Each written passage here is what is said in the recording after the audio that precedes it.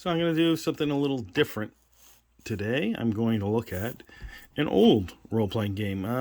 There are some YouTubers who look at vintage role-playing games. I'm not aware of any video on Teenage Mutant Ninja Turtles and Other Strangeness, although I'm certain there's probably someone has done something with the Palladium system, which is what this is under. In the 80s, there was I don't know if it's still around, Palladium.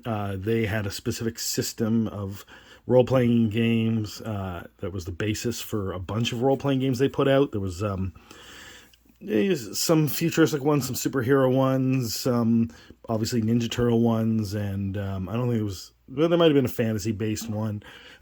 Just that they kind of had games in a bunch of different genres, some using IPs, some not, and they all kind of shared the same system. So, in a sense, you could make something from one thing and bring it into another. And there was one Turtle Adventure where I did make an android from another system and bring it in. What I find cool about Ninja Turtles, well, I guess it's not the thing I find the most cool, but the thing that I enjoyed the most was when making characters in this and getting their equipment, I would use guns and ammo. And now the pricing for the equipment in this thing is roughly the same as what the pricing was for guns and ammo in, I don't know, 1989 or 1990 or whatever. Nowadays, if you were to pick up a modern outdoor magazine that has equipment or other gun magazine, the pricing obviously, since inflation has changed, so you'd probably have to up the inflation on that if you're using a modern magazine as a supplement. But if you went and bought an old magazine from the late 80s or early 90s, then you'll probably have roughly comparable prices, and then you have more options for equipment, as in specific design. Like, there's a backpack in here, but if you have an outdoor magazine, there's a plethora of different backpacks you could choose from, right? So if you want more specificity in your character. And I just like that. And also that this is sort of an all-in-one book, and you can see it's very thin, right? So you can play the game with just this book. There's other supplemental materials, and I had a couple over the years, and there's some I still have.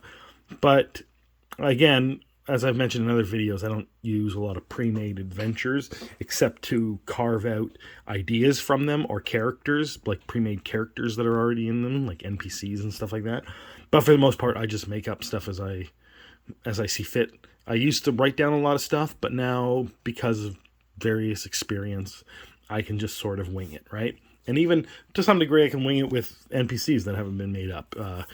Combat kind of requires you to have, stats for the NPC, so you could have a bunch of unnamed stats ready to go if you're expecting a lot of combat. And in Ninja Turtles, there is a lot of combat. In 80s, 90s role-playing games, the focus was on combat because the experience was based on combat, right?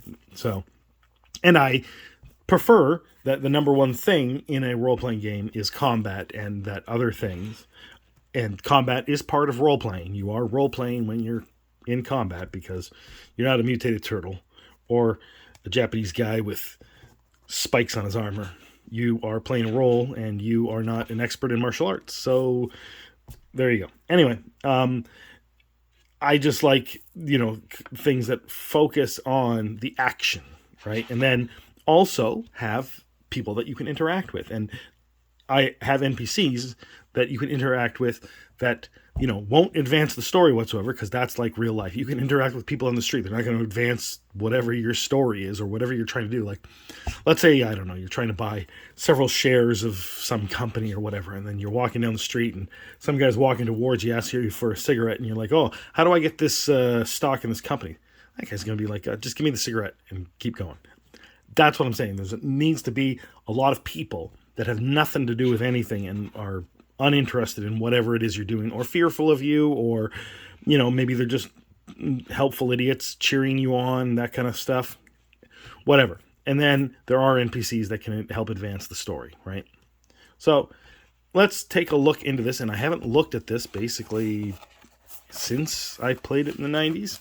So I just kind of want to see if I can remember a lot of this stuff. And obviously you can see that the art in here is more the original Ninja Turtle comic books that were in black and white. and before the 80s cartoons, so it's more serious and gritty and than it is goofy, right? And I like both Ninja Turtles. I like the Archie comic books of Ninja Turtles and the 80s cartoon, right? I'm fine with both. But for a role-playing game, I'm not sure how much I want a goofy role-playing game. Anyway, so you start... I think we skipped over... It just sort of gives you the information on this. And what is this? Teenage Mutant Ninja Turtles comic books are available at fine comic book stores everywhere, directly from Mirage Studios for $1.50 each. There you go. And it's got a table of contents. So basically, the introduction just tells you how the game is played, right? And then you immediately go into character creation. And that's kind of how I prefer a role-playing game to be laid out, that the first thing you do is create a character. But what's interesting is I remember you had to go to the end of the book to mutate your animal, right? You're kind of flipping around a bit. So we'll look into that because I don't see... It might be the TMNT origin, but that might be something else. There's a bunch of adventures at the end. There's a how to run a role-playing game and designing adventure scenarios, and then this is how to do combat. This is the animal section. This is probably the section where you mutate animals. So you create a character, and then you mutate an animal.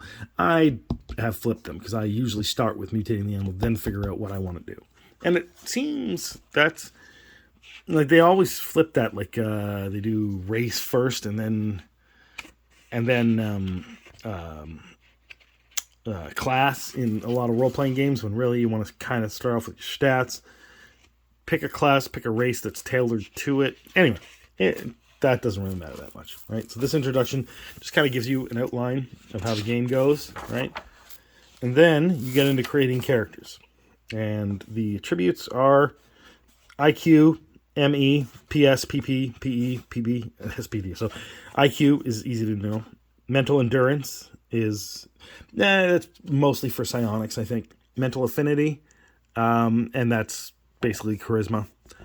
Physical strength, and interesting that most games have strength first and dexterity next, but this says physical prowess, which is similar to dexterity, and physical endurance, constitution basically, and then physical beauty was separate from charisma.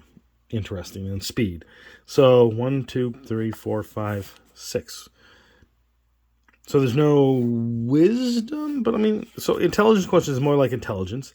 Mental endurance is close to... Mental affinity is probably closer to wisdom. Why does it seem like there's more... there's more stats, but it's only 6. Oh, it's 7 stats, sorry. Yeah.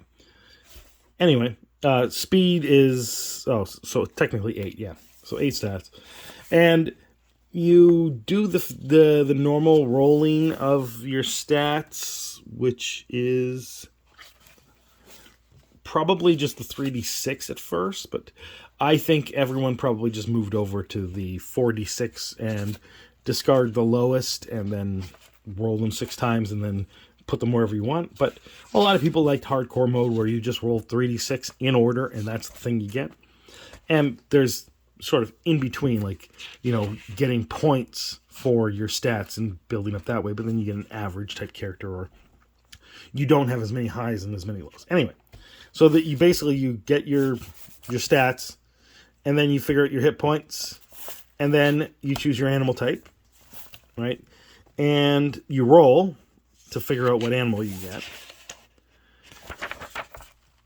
And it gives you a list of the different animals that you could get from having either urban, rural, wild birds, or zoo, right?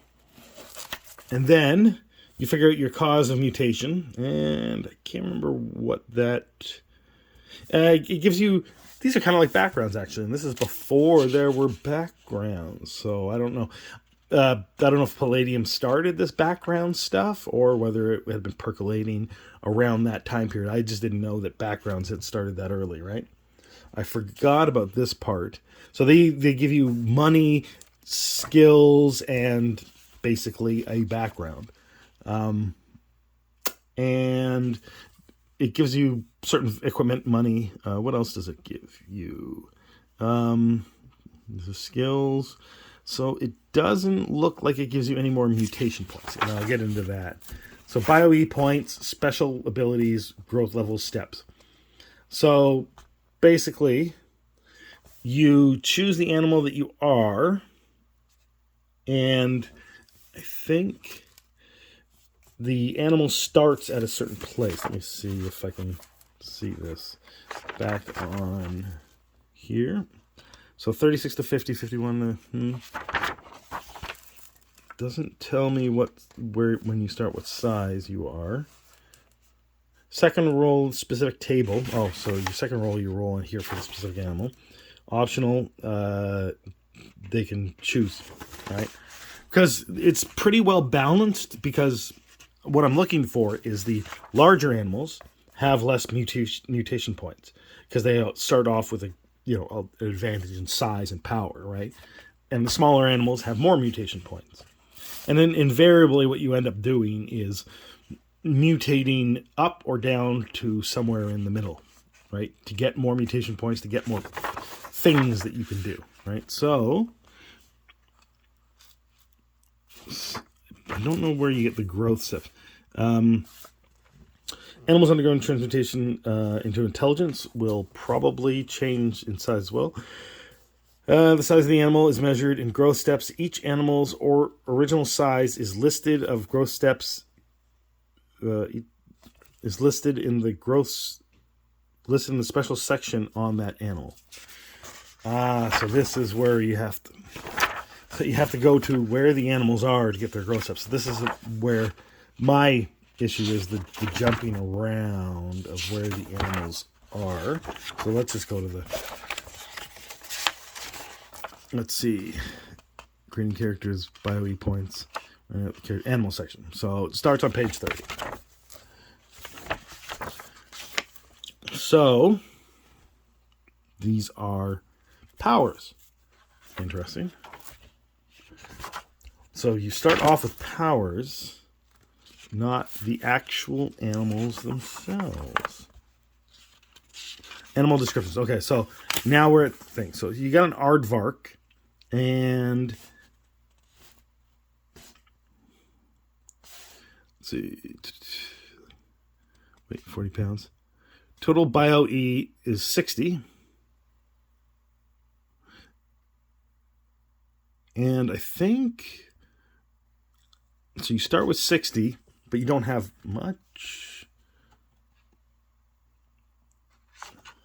So you got to spend... Oh, this is the extra...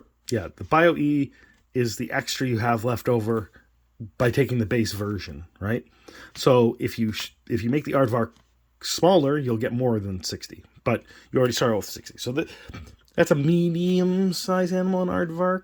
Or maybe it's still technically small. Let's find the smallest animal. Badger, armadillo, apes, birds. Okay, so a bird starts off with 75 Bio-E, right? So you would want to make the bird larger, obviously, so then you would probably spend most of those 15 points to get the size of an aardvark, and then you'd end up with 60 left over, just like the aardvark. Or you'd keep it small and you'd give it more abilities. And now let's go to a very large animal. Let's see. I saw apes back there, but bear and bull would probably be... Oh, buffalo. There you go. Total Bio-E, 0. It's a very large animal. So basically, you're going to take a buffalo, and you're going to... Because he'd be 1,500 to 2,000 pounds. So you'd probably put him down to 500 pounds. And you probably end up with a lot of... Probably somewhere between 60 and 75 Bio-E to spend on other things, right? Now, that's all pretty balanced, I think. From what I remember making all these characters, they all seemed... No matter what I did, there was no way to make an OP character, as in choose an animal that just has more than everybody else. But each of the animals has different things that they can mutate. Like, obviously, birds have wings, and bulls would have... And bison would have horns, and, bears would have claws, that kind of stuff. So this is why you're spending this much time at the beginning, I think, in this section, and why it should be closer to the beginning of the book. And then you would go back, because you got your animal mutated, right? And this is another thing that I think, sorry, just to interrupt, these are negative traits that you can take to get something extra. I think you have to take certain negative traits, and then if you take extra, a lot of games did this, where if you took extra negative traits, you could get more bonuses for other things, right? Anyway, so you go back to the character creation, right? Now that you've mutated the animal, and then you've got your physical size chart, and these will give you your bonuses. It's bonuses to stats. So, for instance, if I would imagine that a bison would start with this, it was in here. It would start with a 19, a bison. So your physical strength would be plus 13 to whatever you rolled. And other things would have negative IQ because they're small. They got tiny brains. It's not exactly how that works in real life to a T, but anyway, it works well enough in this thing. So this is explaining the growth steps and changing the size of your thing and getting extra bio-E points to make your character. So now you've gone through this step, and then now you've got your character. There should be classes of some kind, or your backgrounds give you a certain set of skills, and there's no specific classes, and your skills kind of determine what you are. Like you're really good at fighting, so therefore you're some sort of soldier or ninja or whatever, right? Or you're highly educated, and therefore you have some hacking scientist skills, and you're a support character. I can't remember if there was healers in this. I think that it was very expensive to get the ability to heal people supernaturally. I'm not even sure if that was a thing. We'll look in the power section after that. So that's the thing.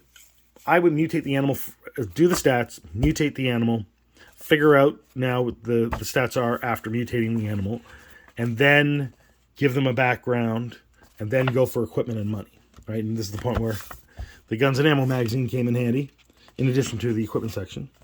And then this is rounding out one's character, and you choose alignments, because alignments were very important in the 80s, 90s, and 2000s, and we kind of abandoned them, or people don't generally care, but it kind of gives you something to roleplay, like how your character thinks. Therefore, you're not going to act like you're going to act like your character, right? And then there's experience, and this tells you how to gain experience.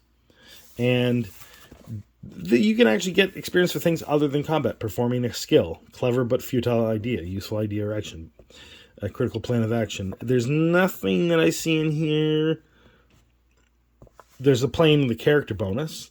There's daring. So I don't see anything on here that gives you experience points for interacting with NPCs, unless it's a clever way of doing it. But so that kind of role-playing doesn't generate experience in this game. You could change the rules if you want. You could find a comparable place to throw in stuff like that.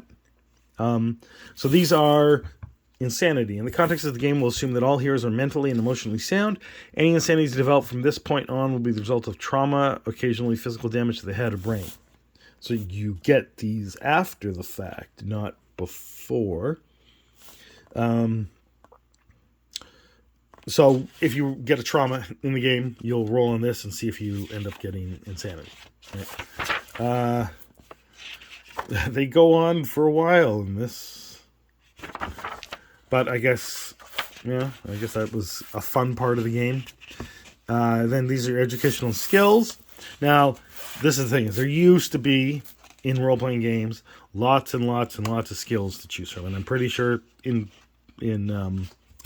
what's the Pathfinder, it's probably lots and lots of skills. And there's probably other games that still have lots and lots of skills, but D&D moved away from them for whatever reason. And I don't know. 5e is pretty good, but I think I'd still like to have long lists of skills, especially in this, because like you see photography, business, engineering, medical.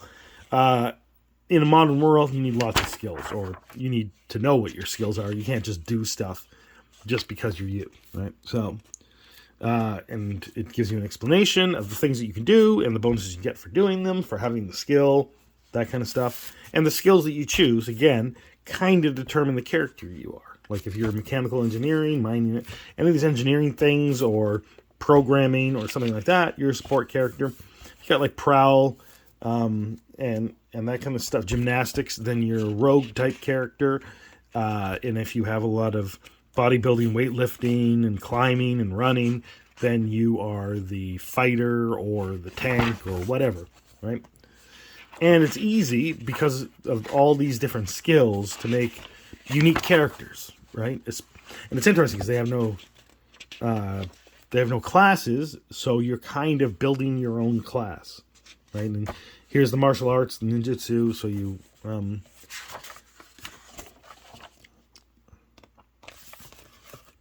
so these are hand-to-hand skills, and you can choose archery, boxing, fencing, hand-to-hand basic, hand-to-hand assassin, hand-to-hand expert, and then there's ninjutsu, martial arts, yeah. And then you move on to equipment. So this is comparable costs again. I think I remember looking up goggles, night sight goggles, and they were roughly the same price in guns and ammo. And other things that are in here were similar prices to the things that were in guns and ammo, which led me to believe that everything was, because I didn't see anything where there wasn't, right? And then, I mean, you can buy the basic stuff in here that you don't necessarily want to have specifics of, like a specific brand or specific look, and you buy the basics out of here, and then with a outdoorsy magazine, you get the rest. And these are miscellaneous equipment, lockpicking tools, so much a vehicle costs. Let's see. For a used car, deduct 50%. Okay, so for a brand new pickup truck, basic is $6,000. Imagine that. What is it today? $40,000? BMW, $16,000. Really? A Jaguar is $26,000. A Bentley, $26,000. Come on, man. Come on. A yacht. You can get a yacht for $22,000 to $125,000. Great. A t-shirt is $8. Think about that. I mean, you can get t-shirts now for like what, $16? As low as $10. But I'm guessing these are good cotton t-shirts for $8. Anyway, so again, like with the clothing, you could even go get an 80s magazine. Depending on, if you're the fighter, then you'll probably still stick with the outdoor magazines. So you get cargo pants and more tactical type clothing. But if you are the support guy, the business guy, then you could get like a Harry Rosen magazine and buy some suits from that era. Or I guess Harry Rosen is more of a Canadian company. I don't know. Whatever American high-end clothing company you can buy from there, those magazines. And I used to do that all the time. I had different, obviously people had lots of different catalogs and magazines, and you could just use those things to give yourself your look. And this is the first time I ever heard these things were a thing, this police lock release gun, and that they're illegal in Canada. I'm pretty sure they're illegal in the States too, can't remember. But yeah, these are just basic weapons, and why you'd want to go to the guns and ammo to get the specific weapons that you want. But you just say, I'm buying, Smith & Wesson, where is the pistol? There's a picture of a pistol, but it doesn't show. Oh, okay. These are just grenades. So rifle. Where's pistol on here? Flashlight, organic, explosives. Huh. So somewhere on here is a pistol. And I don't know why it's so hard to find. Handcuffs, bullet resistant, body armor. Here we go. Grenades are on here. Acid is on here. Explosives. Those are additional weapons. Maybe I skipped over the actual weapons. Telephone bugs, night sight. There used to be a lot of magazines that were like spy equipment type magazines. You can use those too. Portable explosive, microwave fence, vehicles, computers, and equipment. Basic computer, $500. Okay. But then you have to buy a monitor and a hard copy printer, $500. Modem. So those prices haven't really. You can get a basic computer for $500 today. Telephone equipment. I don't know where the guns are. How am I missing the guns?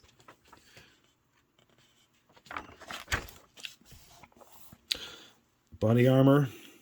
And the body armor gave you certain protection. So Palladium had this interesting thing where there's an armor rating, but then I think this SDC is how much. So if something doesn't have SDC damage, it can't damage you, right? And the way to explain that is try shooting a pistol at a tank. It's doing nothing. I don't even think these days it's chip. Like if it's a 9mm, I don't even think it's chipping the paint because I think the paint is armor. I'm still not seeing any pistols. I'm seeing explosives, but it's weird. There's a rifle. Oh, sorry, revolver, pistol. There you go. So literally they have one listing of a revolver pistol with different lower, medium caliber and heavy caliber. And so that isn't very imaginative. Like you could just say what kind of pistol it is, but it's, pick it out from a magazine. And I'm sure you don't even need to buy magazines. I'm sure there's PDFs somewhere of that. So, but it's fun to have those magazines, and I probably should buy some. So this is, again, we're going to the powers and stuff like that, and you get psionics, but they're very expensive powers. And then there's the regular powers that every, like an animal that is a digging type animal will have a probably cheaper than everyone else to get digging. And claws, animals that normally have claws, it's cheaper for them to have claws. That kind of thing. And this is obviously a bear that's been shrunken down and is wearing a trench coat. Oh no, that's a beaver. Okay, it's a beaver. And then this is the height and weight tables. And where are we? So these are the animal descriptions. Again, we were already here. So let's skip over this. There's obviously tons of animals to choose from. And that's most of this book is all these different animals. Imagine playing a mutated porcupine. Imagine what you could do with that. Right? Or you could do Sonic the Hedgehog. And I'll show you something at the back of this in a minute. And there's a comic here.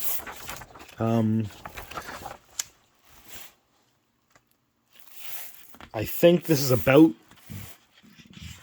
playing a role-playing game. I'm not sure. This is an Aliens reference, obviously. But anyway, there's a comic in here. It's pretty great. And then you go to combat. It explains how combat works. Right?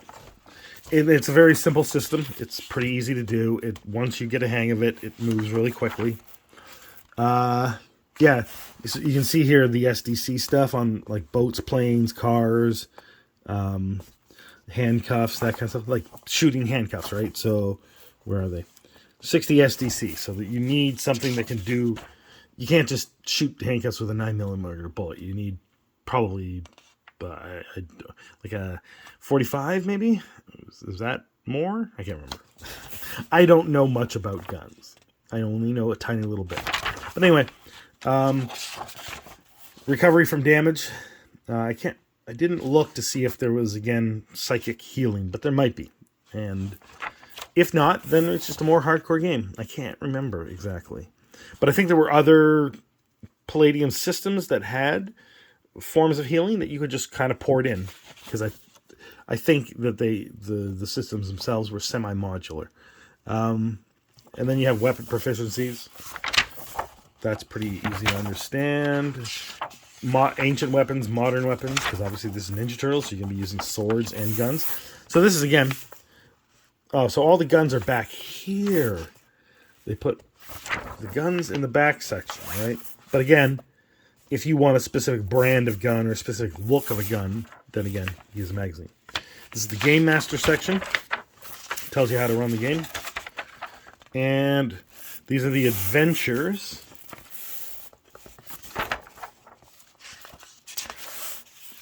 And you can tell the way...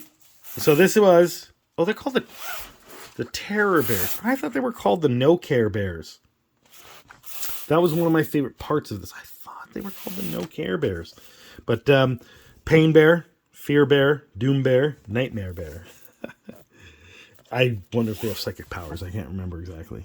Oh, yep, they got psionics. Oh, that is pretty terrifying. But again, why did I think that all this time they were the No Care Bears? I could swear. Maybe it was an earlier printing and maybe they got a cease and desist. I don't know. But, yeah. So you can see that with the way that this game or the book is laid out, it lacks on design, right? It's very just straightforward, all in, well, mostly in 8-point, Times New Roman or Courier or something like that. And there's some pictures. It's not like a modern book that's laid out, that's, first of all, more intuitive, has a bit of UI type elements to it, and is pleasing to look at and flows nicely. This is more of a listicle type book, right? So these are all the adventures. Let's see if anything else comes up. Oh, these are the stats for the Turtles in case you're going to run into them at some point in time. Right? And then this is their origin story, which is probably just reprinted from TMNT #1. What's the... Because it crosses over with the Daredevil thing, because that's probably Matt Murdock, because he's going to go blind, and then the rest of the mutagen goes into the sewer and mutates the Turtles and Master Splinter. Oh, and then you got April O'Neil, but probably more importantly is Casey Jones, I'm betting. Got this Casey Jones and Shredder, and then you got your Foot Ninjas, and there's Krang. Yeah. So that's basically Teenage Mutant Ninja Turtles and Other Strangeness. And there was a Kickstarter, yes, last year, recently. I can't remember exactly. $9.95 for the book. But you can still get these on eBay for the original version. Or, I guess, I don't know if they'll come up with another Kickstarter or whether the reprint was sent out to retail. I haven't seen anything, but I wasn't specifically looking. But I'm sure you can get a copy of other books, and I'm assuming that, I don't know whether it's a direct reprint of this or reimagining. Someone in the comments let me know if it's just if it's a modern update. That might be interesting to look at, but I still think I'd probably prefer this because a lot of modern stuff. I'm looking for something very specific when I'm playing this game, but I played the hell out of this game, and I love this game, and I think that everyone should check it out. So either buy an old book off eBay, they're not that expensive, or buy the new book, and again, get those magazines or some catalog or something like that for buying equipment, and this is the only book you need to run this game. So do it. It's fun. Anyway, let me know what you think in the comments below, and have a good day.